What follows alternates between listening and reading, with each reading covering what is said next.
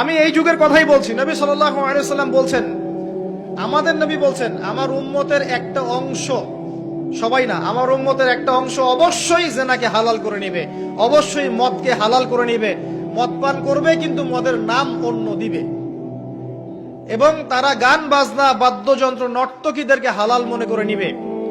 নবী সাল্লাল্লাহু আলাইহি ওয়াসাল্লাম বলেছেন, যখন সমাজে এরকম পাপ বাড়ে তখন সমাজে এমন সব রোগ ব্যাধি আসে যা আগে কখনো ছিল না। এবং এদের ব্যাপারে নবীজি বলেছেন, একদিন সকালবেলা আল্লাহ পাক এদেরকে বানর এবং শুয়োর বানিয়ে দিবে।